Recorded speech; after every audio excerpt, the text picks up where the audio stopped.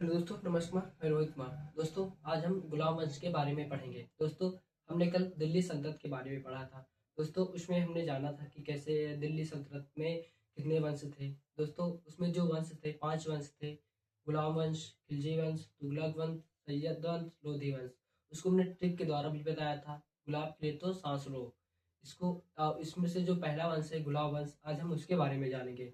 तो दोस्तों, इसमें हम जानेंगे कि दिल्ली सल्तनत का वास्तविक संस्थापक कौन था, और इसमें कितने शासक थे, कितने शासकों ने शासन किया, और इसकी मुख्य भाषा क्या थी।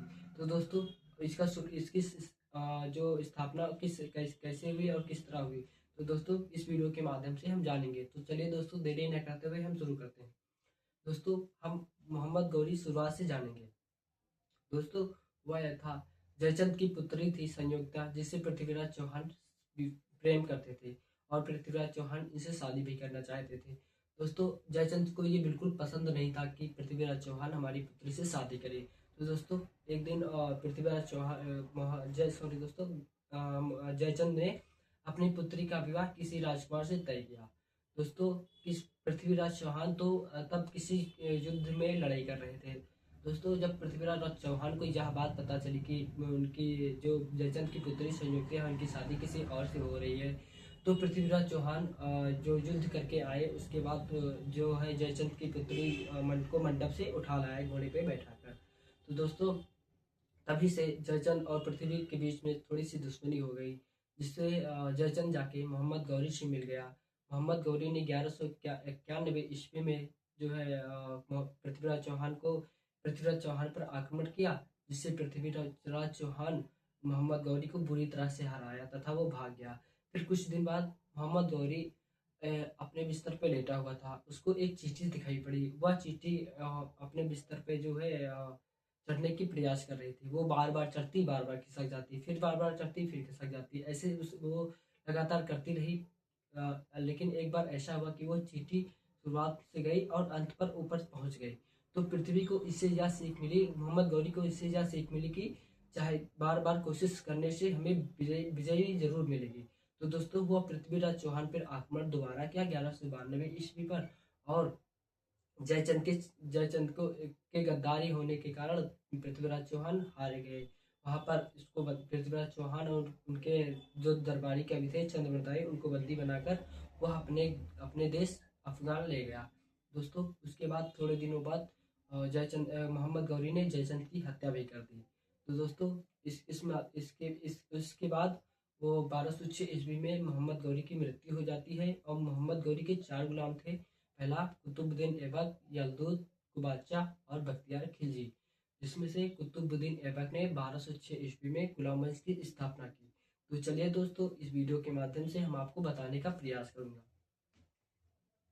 दोस्तों, जो राजा जयचंद जैसे कि हमने बताया था, पृथ्वीराज चौहान को मारने के लिए मोहम्मद गौरी को नियुक्त किया था। और 1191 ईस्वी में तराइन का प्रथम युद्ध हुआ, जिसमें पृथ्वीराज चौहान विजयी हुए। और 1192 ईस्वी में तराइन का द्वितीय युद्ध हुआ, जिसमें गौरी विजयी हुआ। इसमें जयचंद ने गद्दारी पृथ्वीराज चौहान से किया था, इसलिए। और मोहम्मद गौरी के 4 गुलाम थे, जैसा कि हमने आपको बताया था। पहला गुलाम जो था यलदूज, दूसरा बाचा, तीसरा कुतुबुद्दीन ऐबक, चौथा था बख्तियार खिलजी।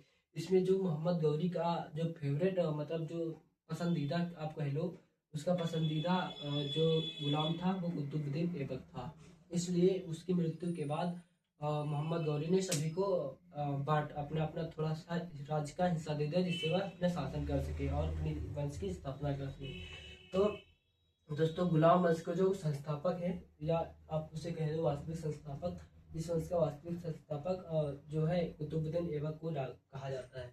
दोस्तों, ऐबक के अन्य नाम से भी जाना जाता है। पहला नाम है सिपह सलार, और यह लाखों का दान कहता था, इस लाखों का दान करता था। दोस्तों, यह अपने शासन जब करता था, तो यह अपने किसी गरीब को देखता था, अपने राज्य में प्रजा को, गरीब को देखता था, तो उसको लाखों लाखों रुपए दे देता था। इसलिए उसे लाख बख्श के नाम से भी जाना जाता है, और कुनार खां और पिल बख्श के नाम से भी जाना जाता है।